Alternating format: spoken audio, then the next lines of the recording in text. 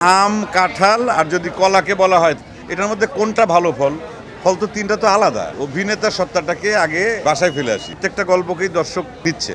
প্রত্যেকটা মানুষ আলাদা, তার স্বকীয় বৈশিষ্ট্য আছে, কারোর সাথে আসলে কারোর সাথে তুলনা করা যায় না। কবিতা মানে এটা তো চরিত্র, সে তো আসলে রাজনীতি করতো স্টুডেন্ট লাইফে, তখন সে কবিতা লিখতো। যেমন আমাদের ইউনিভার্সিটিতে যখন আমরা পড়াশোনা করি তখন তো একই সাথে অনেক ধরনের মানে কাজের সঙ্গে আমরা যুক্ত থাকি। ছিল, এখন আছে কিনা জানি না। যেমন আমরা পড়ালেখার পাশাপাশি একটু বিভিন্ন সংগঠন করতাম, কালচারাল সংগঠন, আবৃত্তি সংসদ বা কবিতা লেখা, মানে অনেক ছিল। এটা ঢাকা ইউনিভার্সিটিতে এখনও আছে। সেই সাথে আবার অনেকে একটু পলিটিক্যালি তারা ইন্টারেস্ট। উনি ওই মন্ত্রীর চরিত্রটা ওই রকম আর কি। একসময় তিনি কবিতা লিখতেন এবং ওই কবিতার লেখার কারণেই হয়তো বিপাকে পড়ে আর কি।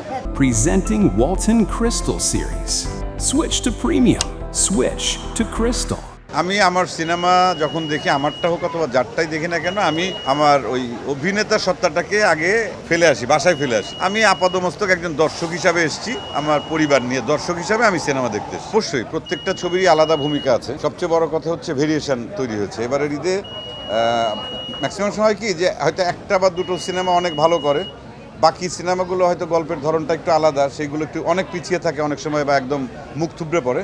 তো এইবার ব্যাপারটা সেরকম না, সবগুলো গল্প কিন্তু আলাদা আলাদা গল্প আছে। প্রিন্স এক ধরনের গল্প, রাক্ষস এক ধরনের গল্প, তারপর দম এক ধরনের গল্প, বনলতা এক ধরনের গল্প, প্রেশার কুকার এক ধরনের গল্প। তা এই আবার প্রত্যেকটা গল্পেরই কিন্তু এই সিনেমারই কিন্তু আবার আলাদা একটা দর্শক শ্রেণী তৈরি আছে। তারা কিন্তু প্রতিদিন আসছে, তারা একদিন দুই দিনের টিকিট কিন্তু অগ্রিম কিন্তু বুকিং হয়ে যাচ্ছে, ওয়েট করতে হচ্ছে। তা সব বোঝা যাচ্ছে যে প্রত্যেকটা গল্পকেই দর্শক মানে নিচ্ছে। প্রত্যেকটা মানুষ আলাদা, তার স্বকীয় বৈশিষ্ট্য আছে, কারোর সাথে আসলে কারোর সাথে তুলনা করা যায় না। এখন আম, কাঁঠাল আর যদি কলাকে বলা হয় এটার মধ্যে কোনটা ভালো ফল? ফল তো তিনটা তো আলাদা। এখন আমের মধ্যে তো মানে ল্যাংড়া আম অথবা কী সব থাকে, কয়েক প্রজাতির আমের মধ্যে তুমি বলতে পারো যে ওই আমটা টেস্ট। কিন্তু প্রত্যেকটা অভিনেতা, প্রত্যেকটা গল্প, প্রত্যেকটা সবাই তো আলাদা সত্তা। তা এরা যখন কাজ করে প্রত্যেকে যার যার স্বকীয় যোগ্যতায় এবং তার মতো করেই কাজ করে।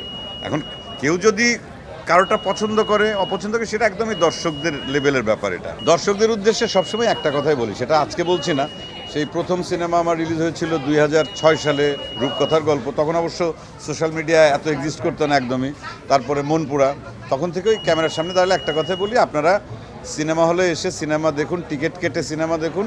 কারণ আপনারা দেখেন সিনেমা, সে কারণে আমরা সিনেমা বানাই, এবং আপনারা দেখলে আমরা সিনেমা বানাতে পারবো। সিনেমা বেঁচে থাকার জন্যে আপনাদের সিনেমা হলে আসাটা খুব জরুরি।